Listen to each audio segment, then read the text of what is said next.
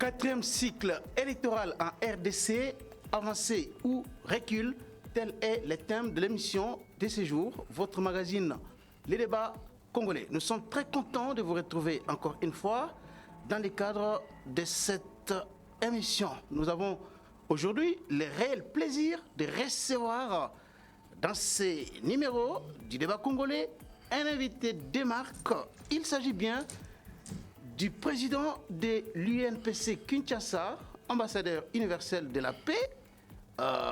Il est aussi enseignant dans plusieurs universités en République démocratique du Congo, directeur général de Télé 50. Vous avez bien compris qu'il s'agit là de M. Jean-Marie Kassamba. Monsieur Jean-Marie Kassamba, bienvenue dans cette émission. Merci, meilleurs vœux, bonne année. Merci beaucoup, bonne année à vous aussi et à tous ceux-là qui vous aiment partout à travers le monde. Félix Tshisekedi finalement a été réélu. Votre réaction à chaud, 73,47%. D'abord, je salue ceux qui nous suivent à travers le monde. J'ai été agréablement surpris de l'audience de votre émission. Parce Merci que beaucoup. la fois dernière, nous avons échangé ici d'une manière spontanée. Nous avons dit des choses qui relèvent tout simplement du bon sens. Et beaucoup de gens nous ont recontactés pour dire que c'était des choses raisonnables et convaincantes. Merci. Écoutez, j'ai été le premier, ou parmi les premiers, au nom de l'UNPC et de ce titre d'ambassadeur de la paix, de féliciter. INPC Kinshasa, hein, c'est bien de souligner. Absolument. De féliciter Félix Tshisekedi pour sa réélection comme président de la République démocratique du Congo, avant même d'ailleurs que la Cour constitutionnelle le confirme pas plus qu'hier. Et donc j'étais tout à fait convaincu, et je vous l'avais dit d'ailleurs, qu'il allait être réélu. Et donc, ce n'est pas une révélation pour moi, et ce n'est pas, on va dire, un grand événement exceptionnel. Non. Pourquoi? Un président réélu? Non, non. Dans l'histoire de la République démocratique du Congo, je ne me souviens pas. Il y en a eu des présidents. Il y a un président, que l'on ait connu, un président réélu avec 73%. Ça peut s'expliquer.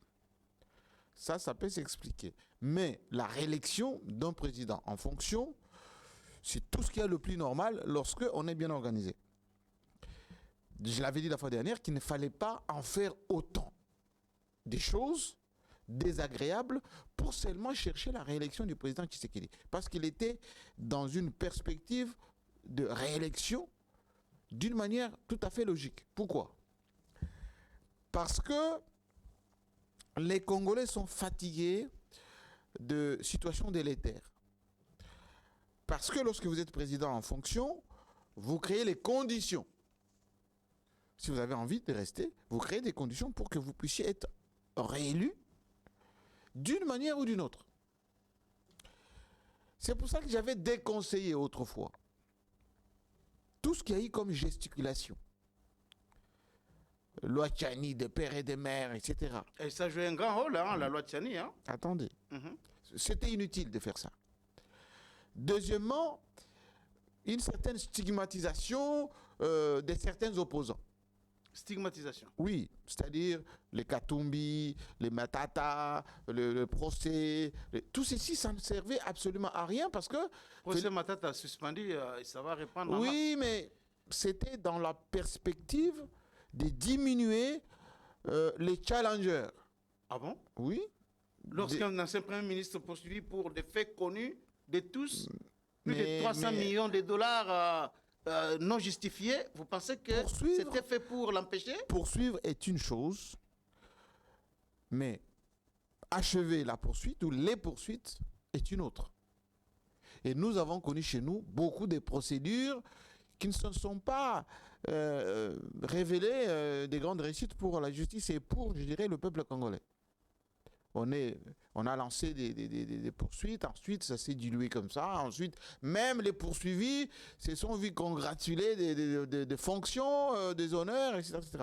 Donc, je pense, et je continue à penser que la plupart des gens qui ont connu telle ou telle démarche étaient dans les perspectives de diminuer leurs chances, soit d'être candidats, soit de se pencher sur on va dire, une démarche victorieuse. Mais tous étaient empêchant candidats. Tshisekedi de devenir On a président. écarté personne. C'est le processus le plus inclusif Mais qu'on ait jamais c'était connu. rocambolesque. Rocambolesque.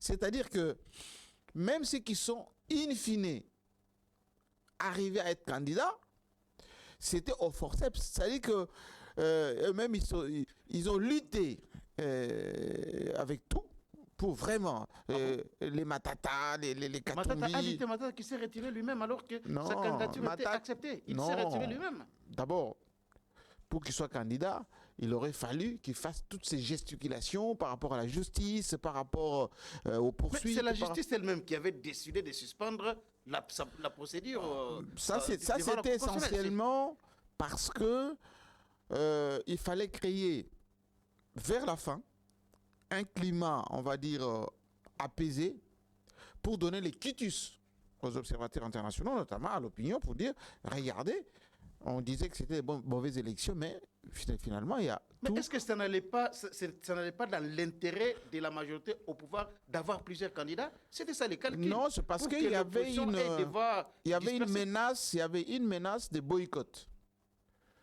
Ça a commencé d'abord avec Fayoulou. Les PPRD et FCC, c'était déjà bien avant. Et d'une manière stratégique, il aurait fallu susciter des candidatures de l'opposition pour crédibiliser le processus. C'est tout à fait naturel. Et c'est pour cela d'ailleurs que vous avez vu qu'on a même créé 2 candidats présidents. Créer. Oui. Bon, si vous êtes un bon observateur, vous avez vu que une dizaine de candidats présidents de la République n'en étaient pas. C'était tout simplement. Parler de Franck Djongo. Je peux vous en citer, il y en a beaucoup. Ah là, Il y en a une dizaine comme ça. Pour Moïse Katumbi. Hein? Oui, mais d'autres ont aussi désisté pour Félix Tshisekedi. Mais 3 seulement. là n'est pas la question. La question est que, vous me l'avez demandé, est-ce que c'est une bonne chose que Tshisekedi soit réélu? Oui, c'est une bonne chose. Et vous l'avez félicité avant la Cour constitutionnelle, alors qu'on parlait des irrégularités, alors que même certains pays étaient un peu réticents. Ils attendaient voir la suite, la suite par rapport au contentieux. Mais vous Moi, je êtes suis ambassadeur. presque précipité pour Non, féliciter. Pas du tout. Pas du tout. Je ne suis pas du tout précipité. Je suis ambassadeur de la paix d'abord. Je suis pour la paix. De 2, je suis président de l'UNPC Kinshasa. Donc, je gère l'opinion à partir de Kinshasa. Et 3, je suis républicain. Moi, j'accorde de l'importance aux textes et aux institutions. Au-delà des hommes, au-delà des personnes. Je ne suis pas dans l'émotion. Et donc, tout compte fait, comme je le disais avant, même d'ailleurs, Tshisekedi devait être réélu et il a été réélu. Alors, maintenant, les conditions d'élection, ça c'est autre chose. On va parler de ça. Hein, on va parler de ça. Félix Tshisekedi a été réélu.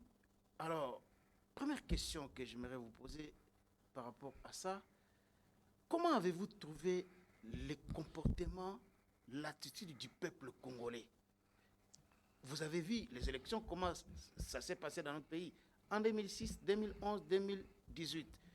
À ce 4e cycle, comment avez-vous trouvé les comportements du peuple congolais? Il faut noter que le peuple congolais est d'abord emprunt et surtout soucieux de la paix. Depuis toujours. C'est pour ça qu'on est attaché à l'unité nationale. On est respectueux des institutions, quelles qu'elles soient. Ce qu'on appelle les pouvoirs installés. Et en même temps, nous sommes fatigués, le peuple congolais, des turpitudes de la classe politique depuis 1960. C'est-à-dire que le moindre mal qui peut se présenter, le peuple congolais s'accroche. Et cette élection était un processus qui permettait au peuple de raffermir la paix. La paix. Oui, c'est-à-dire de pousser les gens à faire quelque chose pour la paix. C'est pour cela que les duperies des uns et des autres, parfois le peuple en a un peu marre. Le pouvoir qui stigmatise l'opposition, etc., ce sont les ennemis de la République. Etc. Parfois le peuple il rigole un peu. Parce qu'il dit, mais écoutez, vous étiez avec eux, vous avez fait des choses avec eux, maintenant ils sont devenus des diables, etc. et vice-versa. L'opposition qui dit oui, mais le peuple, plutôt le pouvoir, il est dictatorial, il ne respecte rien. Mais eux-mêmes, de l'opposition, ils sont unis où? Ils prennent des décisions stratégiques quand? Nous allons parler, je vais vous poser la Voyez, question par rapport à la classe politique. c'est pour ça que j'ai dit que le peuple dit que tout compte fait, on a un président qui est là, qui donne de gages de stabilité, qui essaye de faire des choses dans les conditions parfois difficiles.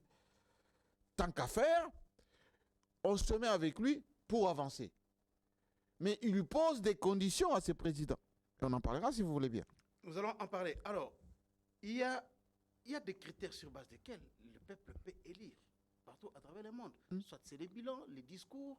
Et il y avait une bataille autour du bilan, négatif ou positif, selon que l'on soit de l'opposition ou de la majorité. Il y avait aussi des discours identitaires, ennemis, candidats étrangers et tout ça. Et est-ce que vous avez l'impression que le peuple congolais a démontré une certaine maturité, que le peuple a fait un choix rationnel, un choix responsable pendant cette élection? Écoutez, je vous l'ai dit encore une fois, au-delà des émotions, il y a eu des discours qui n'avaient pas de lieu d'être. Pourquoi? Parce que ce qui nous unit, nous, la RDC, le peuple congolais, c'est les territoires. Lorsqu'on touche à nos territoires, quelle que soit l'obédience, personne n'accepte ça. Et Tshisekedi sait qu'il peut appuyer sur ça. Likamba Mabele. Oui, il peut appuyer sur ça. Parfois, bon, ça se discute quelquefois, mais quand il appuie sur ça, ça c'est le point névralgique. Les gens qui sont contre lui disent, bon, si c'est pour ça, on vient avec toi. C'est ce qui a expliqué son vote massif à l'est du pays. Oui, c'est-à-dire que quand vous êtes à l'est, à Benya, Butembo, etc., et vous dites, je suis contre le Rwanda, les gens, ça paye. Ils se mettent derrière vous en attendant. Vous voyez? En attendant. En attendant. Ils disent, non, non, non, si c'est lui, là, enfin, on se met derrière lui. Deuxièmement, qu'on ne se perd pas, monsieur Kankou, qu'on ne se perd pas.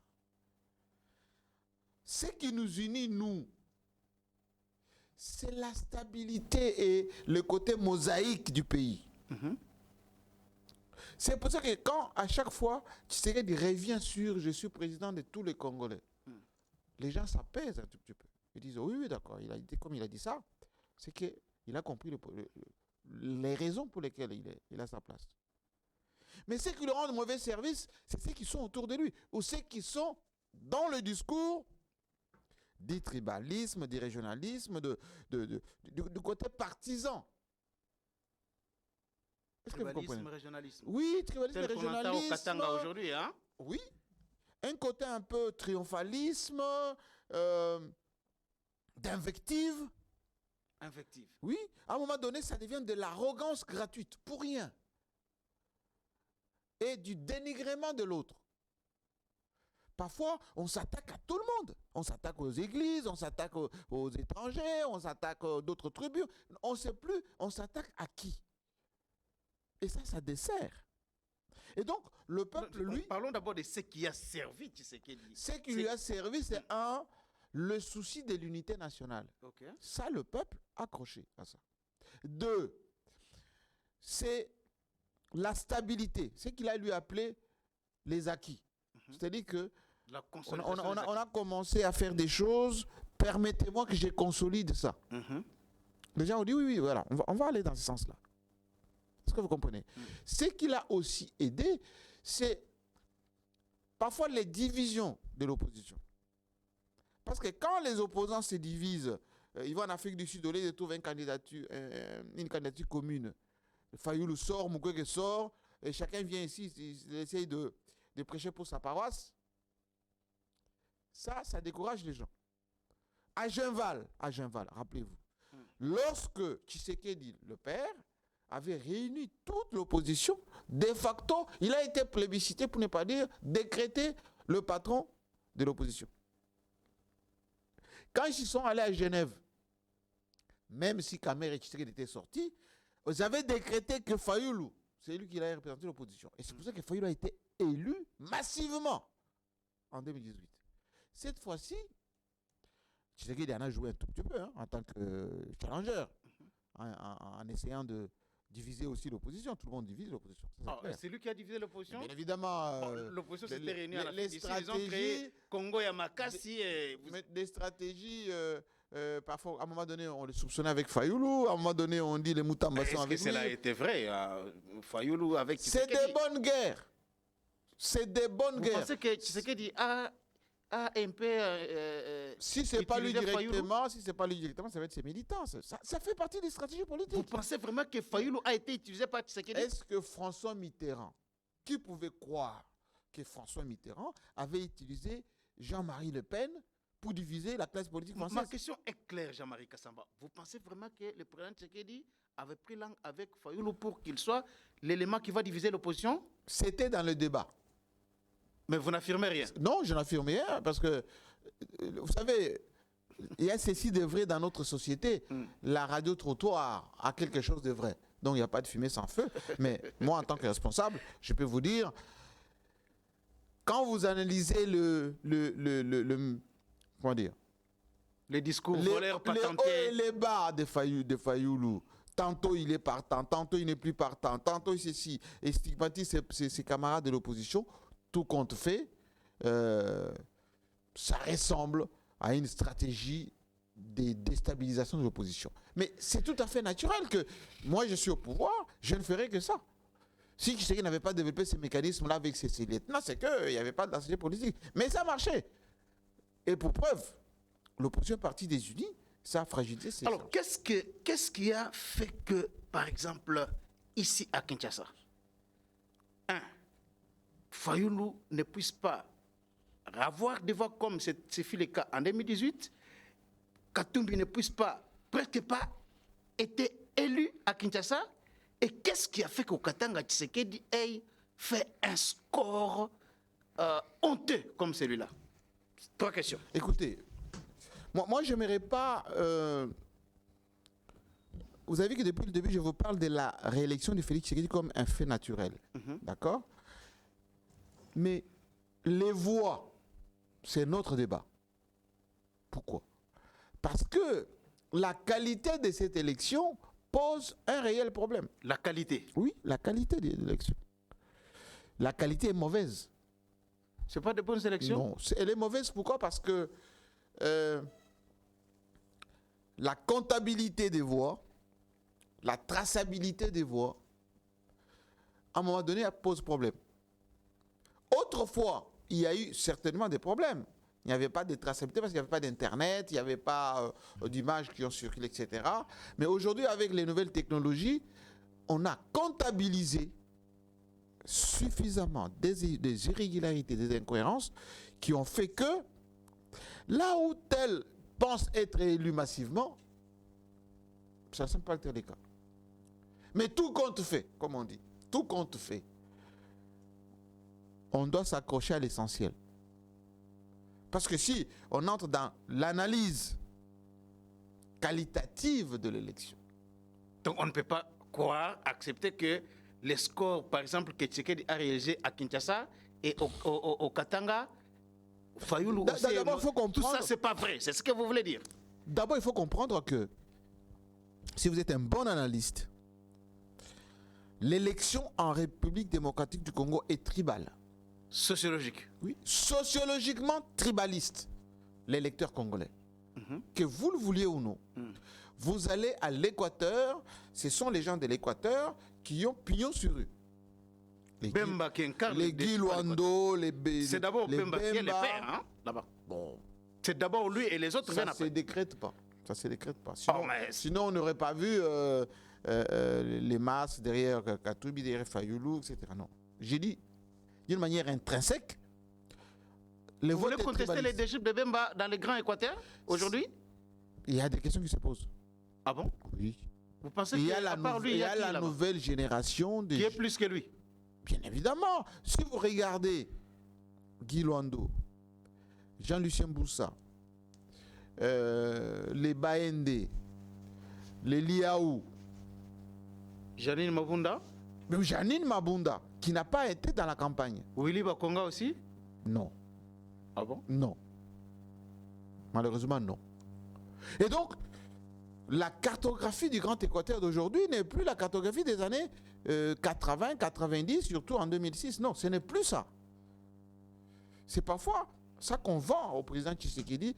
Si vous voulez être mieux vu au Grand Équateur, restez avec Bemba. Bon, mais malgré cela, toute cette grandeur-là a été Mais déjà Tshisekedi. le vote est tribaliste.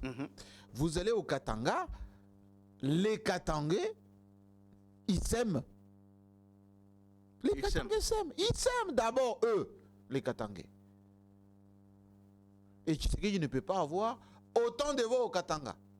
Parce qu'il est Kassaïen. Dans les Hauts-Katanga, j'ai dit les Katanga en général. dans son ensemble. Oui. Donc Fifi Masuka n'a pas fait un grand travail à Olala. Elle a travaillé, et la pauvre, bec et ongle, pour faire asseoir d'abord l'identité, le nom, les travaux. Fifi Masuka a fait un travail des travaux, des visibilités, des terrains, des enclavements. Voilà une gouverneure. Est-ce qu'elle a vraiment contribué à la réélection de Tshisekedi dans les lois là-bas? Parce que vous avez été là. Elle a même imposé, monsieur. Imposé? Oui. Pourquoi? Parce qu'il y a une telle hostilité anti-Tshisekedi. Anti-Kassai ou Tshisekedi? Parlons des choses comme elles sont. Vous êtes libre. Anti-Kassai, anti-Tshisekedi, oui. Tshisekedi, il est Kassaïen, forcément. Anti-Tshisekedi, forcément, oui. Et elle s'est battue, elle se bat encore, jusque-là, pour à la fois montrer que voilà le monsieur, non seulement il est notre président, mais il m'a permis de faire telle chose au profit des gens de là-bas. Mais que pensez-vous à ces Loalabé-là qui m'ont appelé? J'ai des messages ici pour me dire que si peut-être c'était Mouillet, tu sais qu'il allait avoir un très bon score au Loalaba. Que répondez-vous à ceux-là qui réfléchissent comme ça? Bon, je pense que il y a beaucoup de passion et d'émotion là-bas. Ce n'est plus cartésien. Ce n'est plus cartésien. C'est d'abord notre loi là-bas. Les rondes, les sangas, les autres. Les Ndembo. Les Ndembo. Oui, c'est d'abord ça. Le fils du terroir. Ensuite, on va dire géopolitique nationale. Mais c'est 1000 fois constaté au Kassai. Ah bon? Mais au Kassai, c'est même déraisonnable. Ah bon? Ben, bien évidemment. Est-ce que vous pouvez tenir un discours autre que kassaïen au Kassai? Non. Et ça passe de tout commentaire. Moi, je le dis en tant que Kassaïen, ça passe de tout commentaire. Au Kassai, un gouverneur a dit ici, pas de campagne pour un autre candidat. Mais il a été reproché. Mais il est vivant, il circule, il est. Mais il a été si réprimandé. Si un gouverneur l'avait dit, il serait aux arrêts. Au Kassai, on a, excusez-moi du peu, lynché une dame. Lynché. On l'a juste traité de catombiste. On l'a lynché.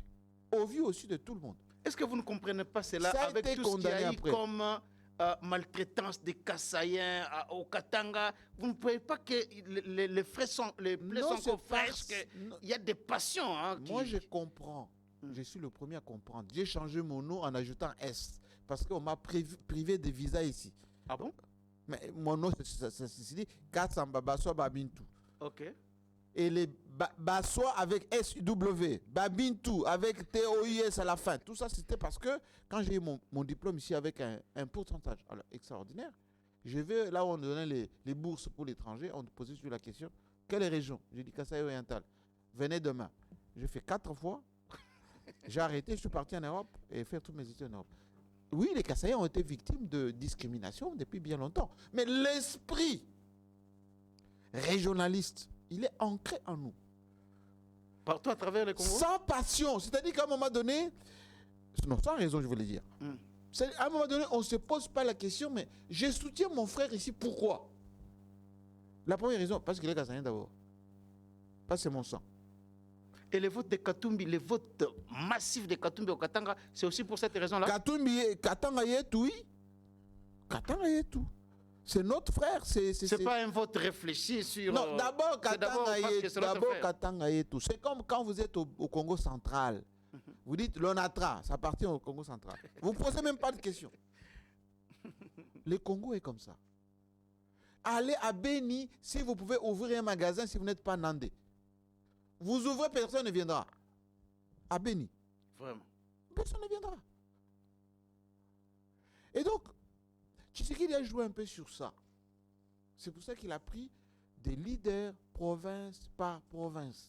Que chaque leader fasse du tribalisme chez lui.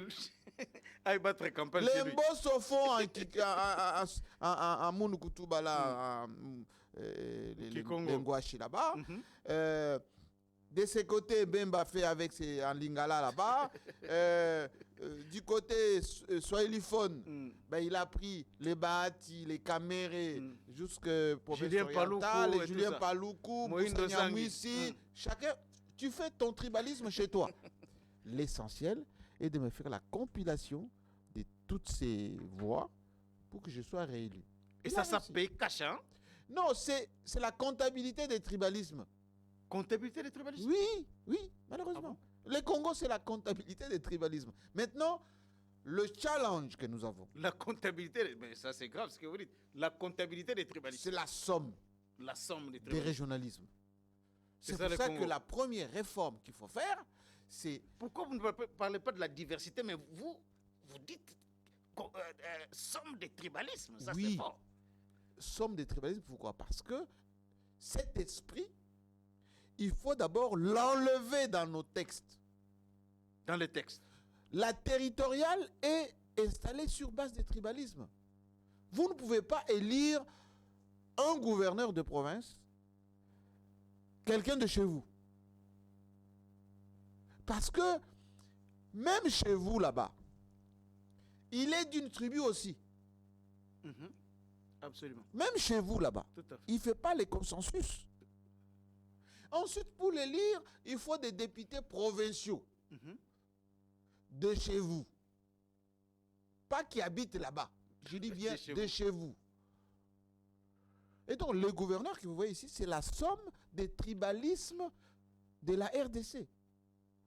Tel coin, tel coin, tel coin, et puis vous mettez tout ça en place. Même s'il est incompétent, comme il est chez nous, on le garde quand même. Mais on ne gère pas un pays comme ça. Parce que dans chaque province, il n'y a pas ce qu'on appelle l'homogénéité de peuple. Il n'y en a pas. Non, il y a la diversité des habitants de ces coins-là. Et ces gens-là méritent le développement, méritent le respect des textes, méritent qu'ils soient traités de la même manière, etc. Les non-originaires, c'est une faute de texte. Donc le problème est dans le texte. Le et non problème, dans il est là. La mentalité. Il est consolidé par le texte. C'est-à-dire qu'il faut changer. Mobutu avait un esprit très avancé.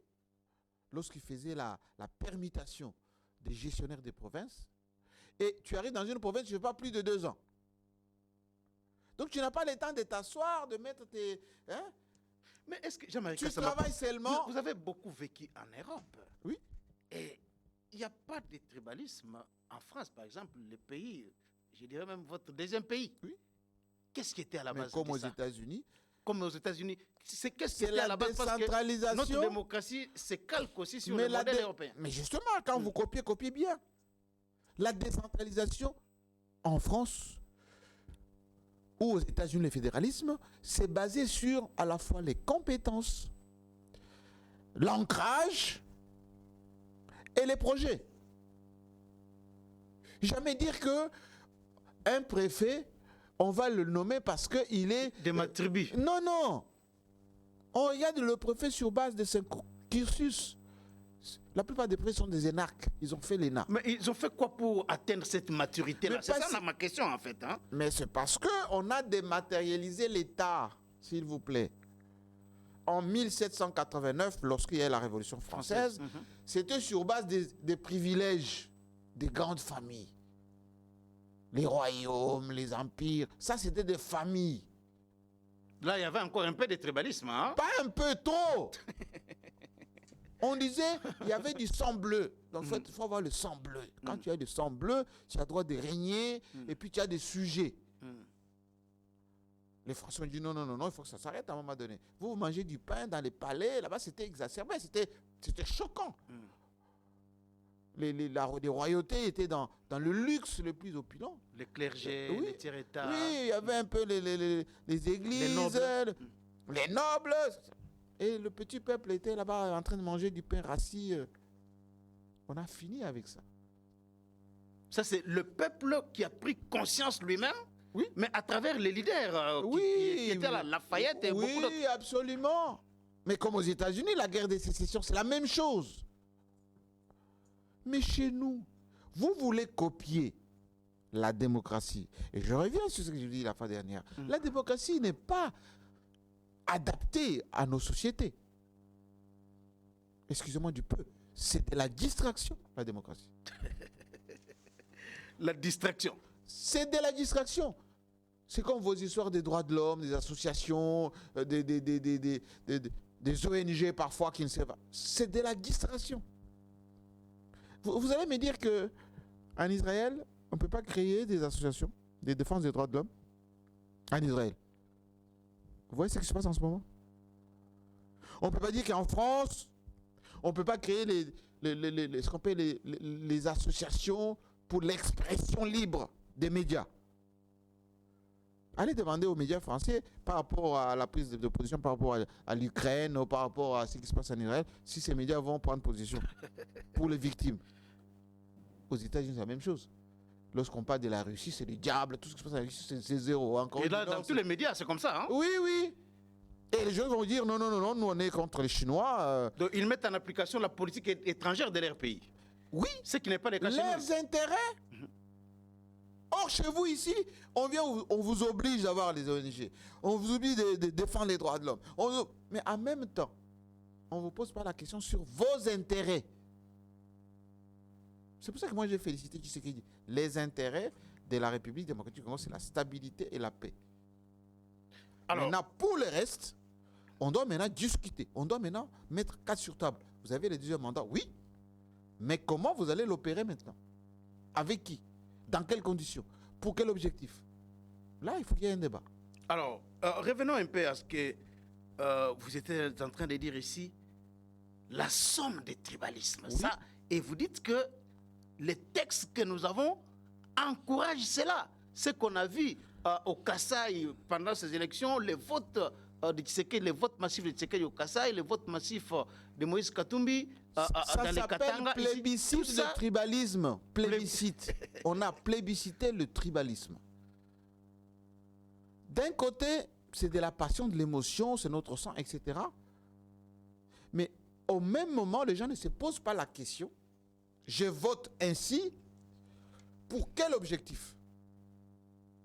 Je donne le quitus. Pour quel objectif?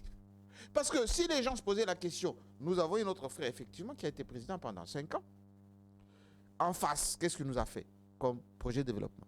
Ou plutôt, les gens qu'il a dépêchés ici, travaillant avec lui, qu'est-ce qu'ils ont fait pour nous? Les Kalamba. Les gens n'ont pas tenu compte de ça? Non, non. Ils ont dit au Congo central. Ils ont seulement dit Tombagaja. Au Congo central, ils ont voté pour Tshisekedi. Pourquoi? Parce que ils ont privilégié les 2 points dont je vous ai dit. Ah, ok. Ils ont dit, il a dit des choses à Mwanda, par exemple.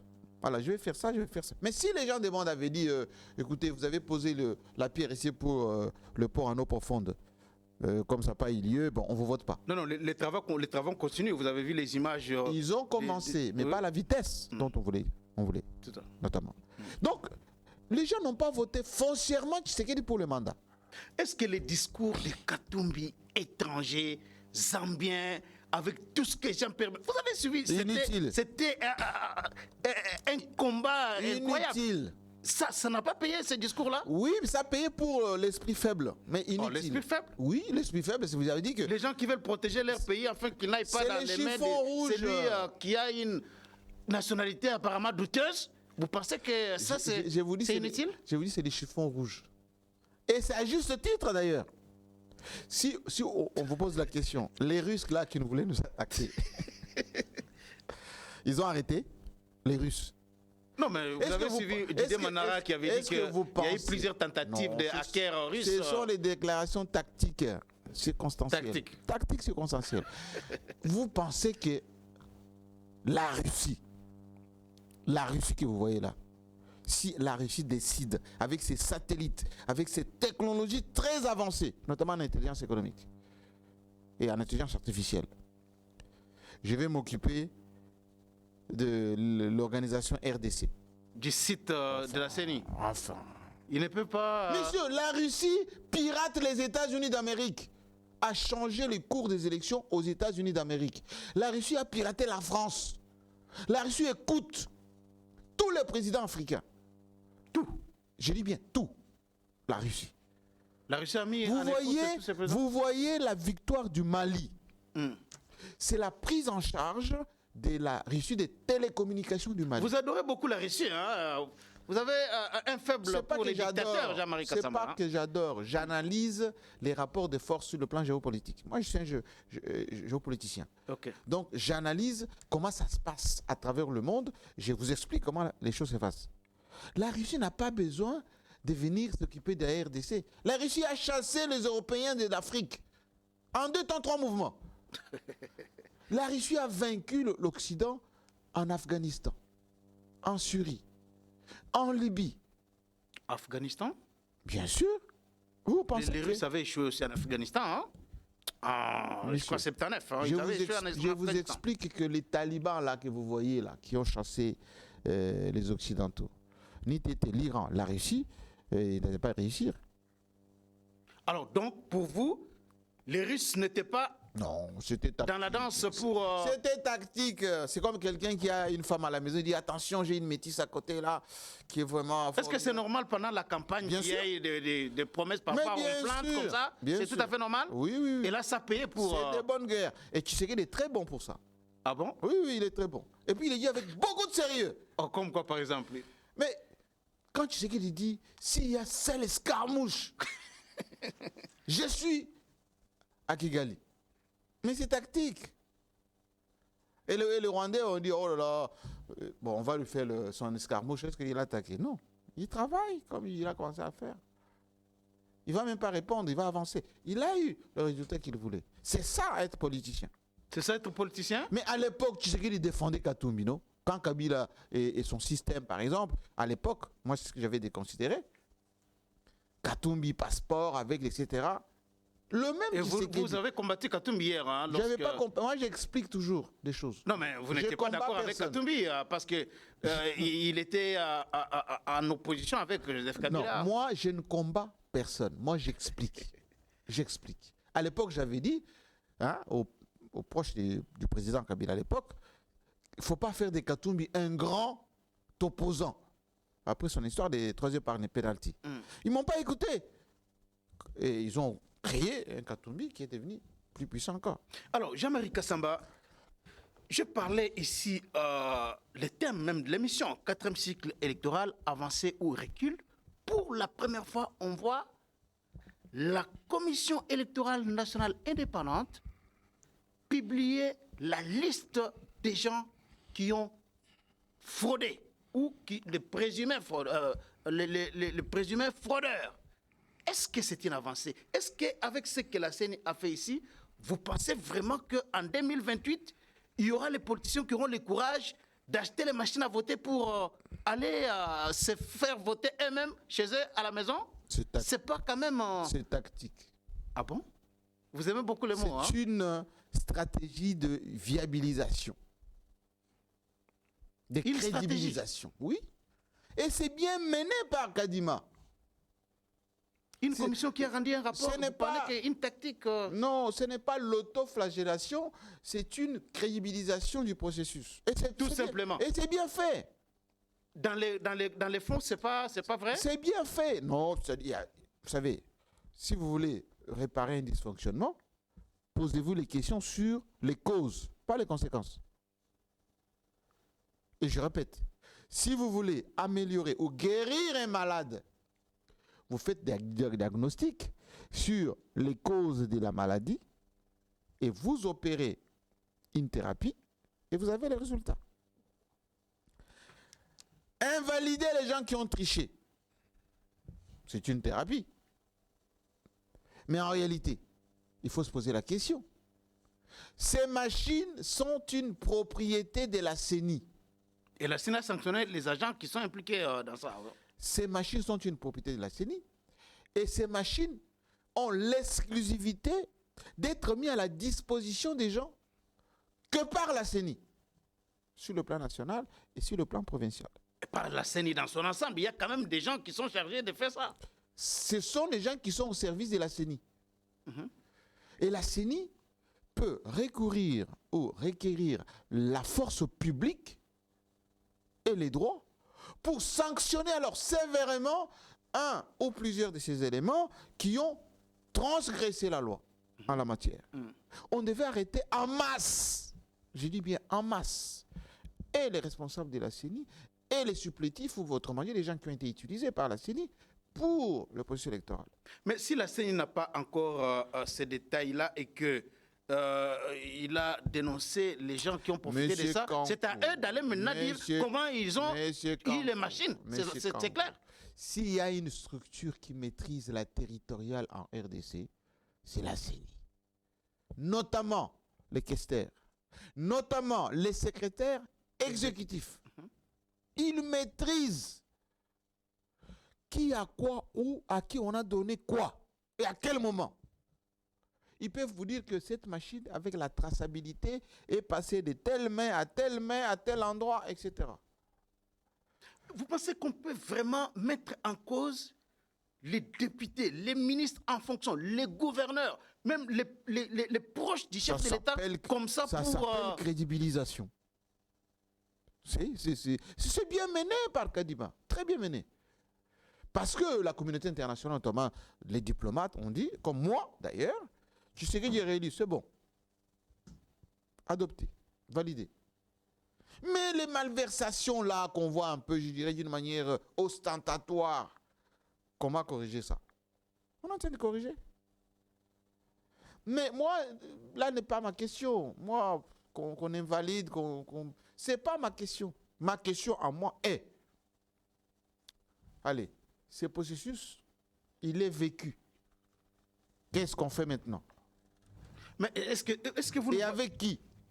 Est-ce comparativement aux autres cycles électoraux précédents, celui-ci s'est quand même amélioré en qualité? On a vu la CENI mettre en place les centres Bossolo, publier les résultats, et aujourd'hui, sur les sites de la CENI... La forme est très bien. Non, attendez, s'il vous plaît. Sur les sites de la CENI, il y a les résultats bureau de vote par bureau de vote. Tout celui, et jusque-là, depuis que la CENI a publié ces résultats, on n'a vu aucun parti politique, aucun regroupement politique dire que les résultats tels que publiés ne sont pas conformes à ceux-là inscrits sur les PV. Rien jusque-là, rien du tout. Est-ce que vous savez le nombre de gens qui ont les bulletins chez eux? Et même des CV chez eux. Et les images circulent là, partout. Non, mais est-ce que vous avez suivi... J'en ai vu un. Botakili, pour ne pas le citer. Oui. Il a parlé du nombre de voix que lui, il a. Botakili. Et il a dit que ce qui est publié sur le site n'est pas... Parce que moi aussi, je l'ai suivi. Je n'ai pas fait les comparatifs. Ce n'est pas ce qu'il a dit. Ce qui est publié sur les sites de la CENI. Et pour preuve, l'ensemble, Fayoulou et tout le reste, disent qu'ils rejettent en bloc les voix qu'on leur attribue. Moi, j'ai écouté Kamita dire ça. Les voix là que vous nous attribuez, ça ne correspond pas à ce que nous avons. Est-ce qu'ils ont fait la vérification bureau de vote par bureau de vote pour dire ça? D'après eux. Est-ce que vous ne voyez pas que c'est de la mauvaise foi tout simplement? Est-ce qu'ils ont raison de dire ça aujourd'hui qu'on annule les élections? Ont-ils raison aujourd'hui de réclamer l'annulation des élections? C'est de bonne guerre. Non, mais je vous pose la question.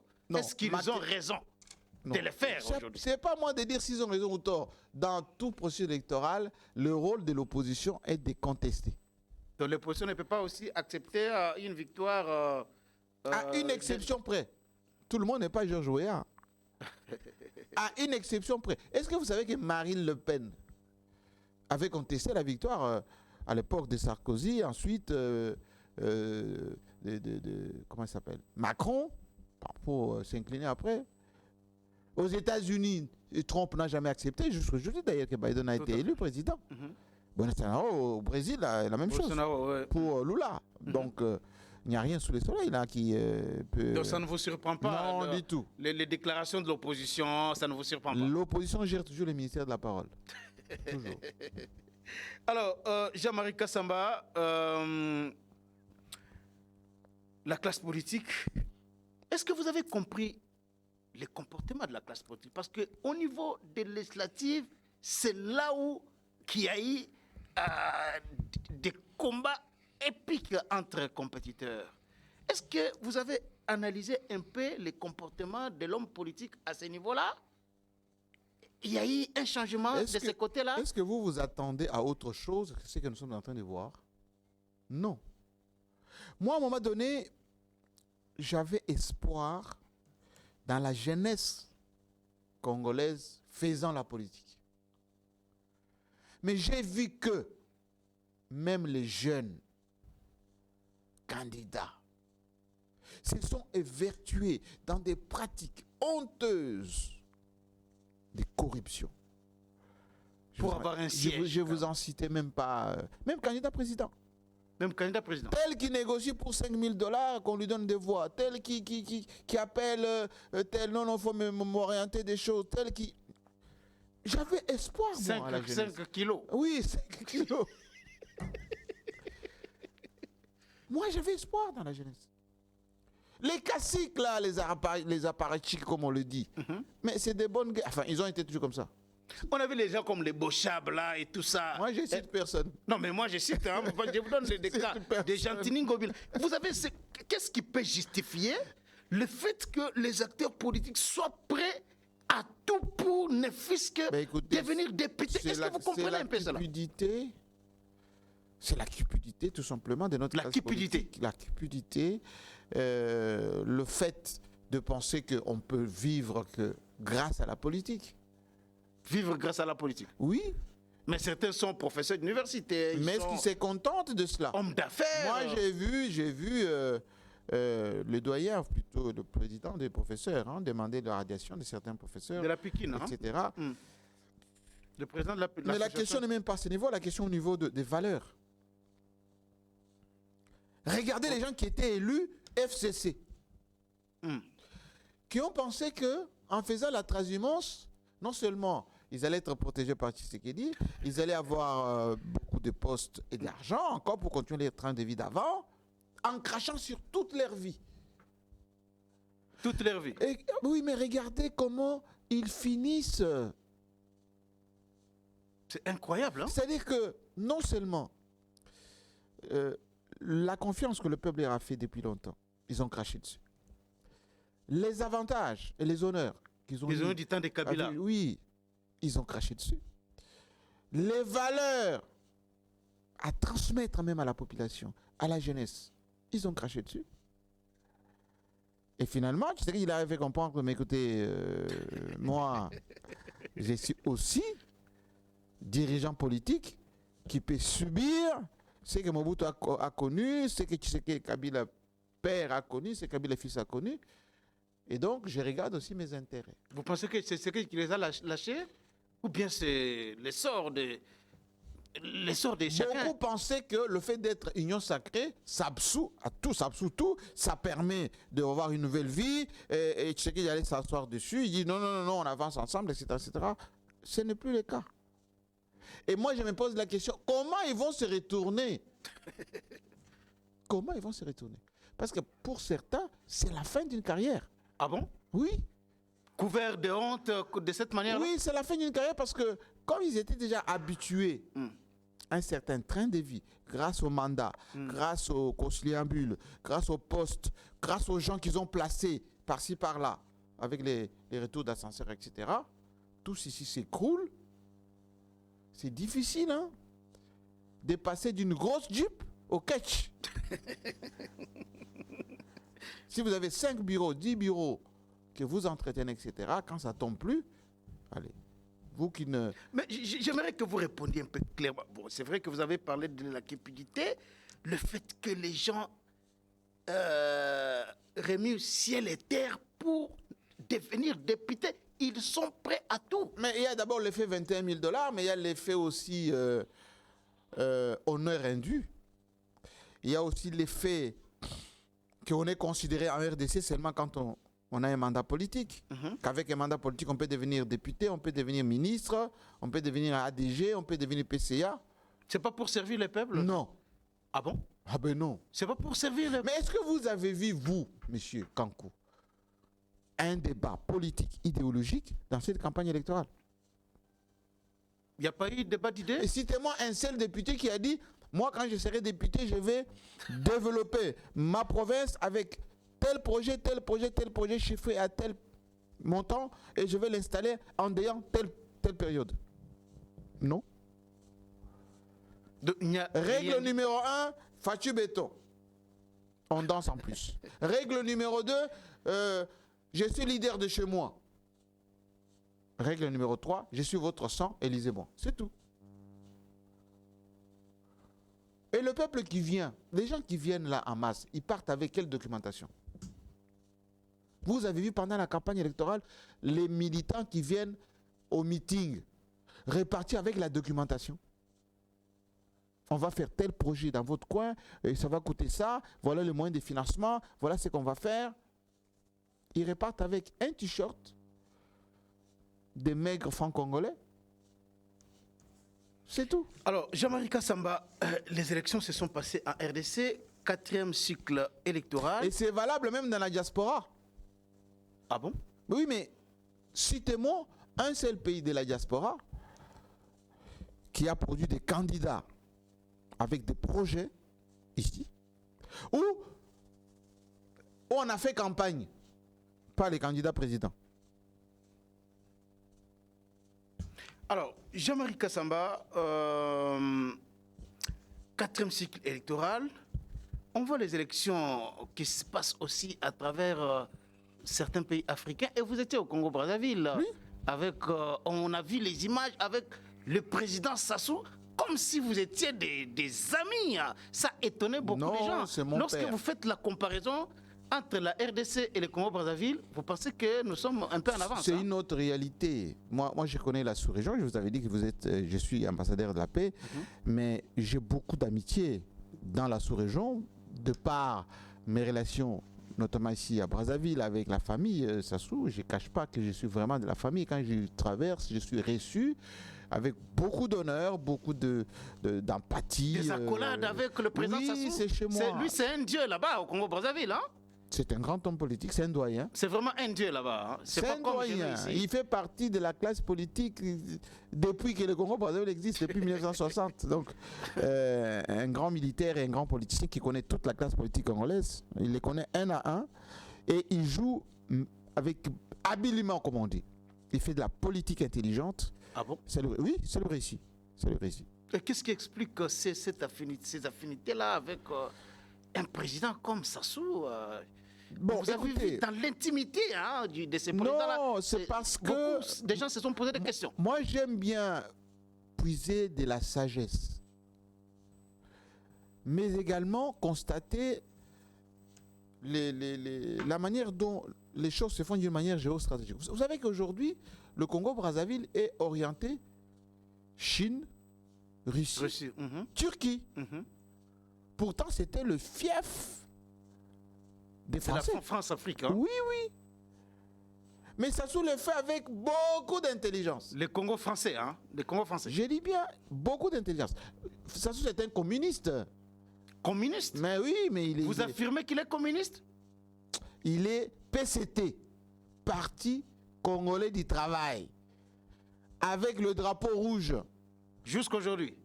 Mais le drapeau du PCT, c'est rouge. Vous affirmez que Denis Sassou Nguesso est un communiste? Mais d'abord, Sassou, c'est un révolutionnaire, avec Marien Ngouabi et les autres.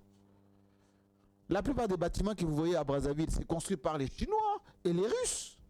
La classe politique congolaise de Brazzaville sont formées plus à Moscou qu'à Paris. Il y a quelques militaires qui sont formés maintenant en France, etc. Mais la majorité, c'est la Russie. Sassou lui-même était en Russie, en formation. Quand il était en face Poutine, il expliquait à Poutine l'histoire entre Congo-Brazzaville et la Russie. Et donc, cette âme-là révolutionnaire, ça c'était la base de la libération de Mandela, par exemple. Avec la ligne de front, avec Samora Machel, etc. Mais ça, on dit de lui c'est un dictateur et on vous voit afficher... C'était un dirigeant éclairé. Un dirigeant éclairé? Oui. Donc, un dictateur bienfaiteur, c'est Sassou Nguesso? Non, j'ai dit c'est un dirigeant éclairé dans quel sens? Parce qu'il a compris que parfois il faut avoir la main de fer dans un grand velours. Et malheureusement, en Afrique... Mais lui n'est pas une main de fer dans un gant de velours, hein, c'est carrément une main de fer libre, hein, à découvert. Non, il est intelligent, c'est tout. Non, mais Jean-Marie Kassamba... Il est très intelligent. Ma question... C'est un homme de service, c'est un homme de service qui sait manier la carotte et le bâton. Parce que ma question est de savoir, 4e cycle électoral en RDC avancé au recul, lorsque vous faites la comparaison entre les élections telles que ça se passe dans notre pays et le Congo-Brazzaville, là où vous étiez dans l'intimité avec le président Sassou, qu'est-ce que vous pouvez dire? Je vais vous dire ceci. La RDC, c'est un continent aux enjeux incommensurables. C'est seulement nous, Congolais, qui n'analysons pas ce que nous représentons. Quand il se passe quelque chose chez nous, tous les pays tremblent. Tous les pays. Tous les pays. L'Angola tremble. Pourquoi? Il suffit que ça dégénère ici, on remplit Luanda. Beaucoup de réfugiés là-bas. Il suffit d'ailleurs à Brazzaville, le 20, moi j'étais là-bas, je regardais, on avait déjà mobilisé les longs de frontières pour regarder qu'est-ce qui va se passer. Ah bon? Oui. Et il y avait la hantise que ça dégénère. Et donc tout le monde travaille pour que la RDC n'implose pas. C'est seulement les Congolais qui sont inconscients. Nous, sauf les Rwandais. Hein? Les Rwandais avec... non, les Rwandais profitent. C'est différent. Les Rwandais ne peuvent jamais coloniser le Congo. Jamais. Non, jamais. C'est un petit pays. C'est pour ça que maintenant, Tshisekedi parle avec beaucoup de force parce qu'il a compris ça. Même Joseph Kabila le savait. C'est pour ça que quand on mystifiait tout ça, les Rwandais, il posait souvent la question, mais ils sont combien? Ils sont où? Alors, comparaison RDC, Congo-Brazzaville, en termes d'organisation des élections, non, quand même, il y a une avancée par rapport au Congo-Brazzaville. On ne peut pas dire avancée. On va dire, il y a eu plus de peur que de mal. Et on a quand même sur les œufs, là. On a habilement géré la situation. Comme en 2018. Est-ce que vous savez qu'à Brazzaville, on avait déjà installé des terrains pour accueillir des réfugiés? Mais l'intelligence congolaise, le génie congolais a tourné ceci où il y a eu passation pacifique des pouvoirs. Idem pour maintenant. On pensait que ça allait tirer dans tous les sens, etc. Félix Tshisekedi avec la classe politique, enfin, surtout lui. Alors aujourd'hui, nous sommes à la fin de cette émission et c'est la dernière question que je vous pose, oui. Peut-être avant-dernière. L'opposition brandit l'article 64 de la Constitution. Pour l'opposition, Moïse Katumbi l'a dit, Fayoul l'a dit, Tshisekedi n'a pas gagné les élections, il faut annuler les élections. Au cas contraire, ils vont mettre en application l'article 64. Jean-Marie Kassamba. Vous voulez qu'ils disent le contraire? C'est une distraction, mais c'est une vérité. Vous voulez qu'ils disent le contraire? Menace. Je vous rappelle que Étienne Tshisekedi, lui, il a même prêté serment. Il n'a même pas accepté que Kabila ait gagné. Il a dit c'est lui qui a gagné, il a prêté serment, etc. Mais quand même, Bola Laponga Babébé, c'était une façon d'apaiser les Congolais. Oui, mais vous avez vu que Katumbi aussi a dit je vais faire l'opposition, la résistance républicaine. Non, Katumbi a dit qu'il va mettre en application l'article 64. Les Congolais n'accepteront jamais ces simulacres d'élections. C'est un discours d'opposant. Il faut le comprendre comme tel. Katumbi ne va pas se lancer dans la balkanisation, la sécession katangaise aujourd'hui? Monsieur. Parce que vous avez suivi Christian Mondo, ce qu'il avait dit. Ça avait étonné beaucoup de Congolais, ça avait énervé beaucoup de Congolais. Vous savez, si tout le monde écoutait ce que la classe politique de l'opposition peut dire en République démocratique du Congo, depuis 2006, où il y a eu le premier cycle électoral, personne ne dirigerait le Congo. Personne. Oui. Mais rappelez-vous qu'on avait dit à un président en exercice, allez me l'arrêter, me noter, amenez-le-moi ici. Le Congo a continué. Tshisekedi n'a pas besoin d'avoir peur des déclarations incendiaires de l'opposition. C'est leur droit. Il faut les laisser s'exprimer comme ça. C'est pour ça que les gens qui sont dans une dynamique de bâillonnement de la presse, de la société civile, c'est ce n'est pas le cas. Tout le monde c'est une mauvaise démarche. Mais tout le monde s'exprime. Il y a quelques personnes qui sont parties en exil, il y a des médias qui sont fermés, etc. Il faut éviter ça. On a forcé qui à aller en exil? Pas forcé. Quand les gens se sentent menacés, ils partent. Nanga était contraint à l'exil? Ben, lui-même dit qu'il était menacé de mort. Oui, est-ce que Jean-Marie Kassamba, aujourd'hui, vous pouvez soutenir les comportements des Nanga, des Adam Chalet, vous pouvez soutenir ça, ces gens qui se comportent de cette manière-là? La déstabilisation n'est jamais, comment dire, encouragée lorsqu'on est républicain. Mais chez vous, on dit, lorsque la viande devient dure, on la mange avec quoi? Non, vous voulez dire quoi par là? Qu'ils peuvent prendre les armes pour... Ils ne peuvent pas, ils doivent parler. Voilà. Ils ne doivent parler pourquoi? Il faut aussi qu'ils soient écoutés. Ce n'est pas forcément ce que dit la personne qui est condamnable, mais pourquoi il le dit. C'est pour ça que les services de renseignement existent. Est-ce que vous savez qu'à l'époque, Ngwanda avait même écrit, Mobutu a envoyé les émissaires pour rencontrer Laurent Désiré Kabila en exil. Est-ce que vous savez que et Mobutu et Kabila discutaient avec l'opposition? Ça, c'est la vraie politique. C'est-à-dire que les opposants ne sont pas là seulement pour contester ou menacer. Il faut aussi discuter avec eux. C'est ça la République. Alors, quel doit être le comportement de Félix Tshisekedi? Est-ce qu'il faut-il, après ces élections, qualifiées par l'opposition de chaotiques, un tour de table, rassembler Katumbi, Fayoulou pour un gouvernement d'union nationale, ou bien le vin est tiré, il faut le boire. Allez, Tshisekedi va de l'avant. Attendez 2026. En République démocratique du Congo, personne ne peut jamais gouverner seul ou avec sa seule majorité. Depuis 1960, depuis Lumumba Kasavubu jusqu'à aujourd'hui, Félix Tshisekedi a intérêt à être le président de tous les Congolais. Et c'est ce qu'il est? Non, il y a des faucons qui font comprendre avec 73%, c'est le plébiscite, que les gens qui ne sont pas d'accord, non qu'attendre 2028, d'ailleurs on va changer la constitution pour que qu'on puisse consolider les choses. Non. Si on veut qu'on puisse travailler pour notre pays, il faut avoir un discours républicain, une démarche républicaine d'ouverture, d'écoute. Et c'est seulement à ces conditions-là qu'on va pouvoir maintenant réfléchir. Avec qui? Comment? Sur quelle méthode de travail le Congo doit se construire? Le Congo ne peut pas se construire. Vous voulez que la primature entre encore au Katanga cette fois-ci? Katanga, pas Katanga, c'est pas ça le problème. Très bien. Il y a eu primature au Katanga. On a évalué les bilans? Le bilan positif selon... D'ailleurs, Tshisekedi lui-même a échoué au Katanga. Pourtant, le premier ministre était katangais. Merci beaucoup, Jean-Marie Kassamba. Répondez par oui ou non. 4e cycle électoral en RDC, avancé ou recul? C'est déjà un point de plus.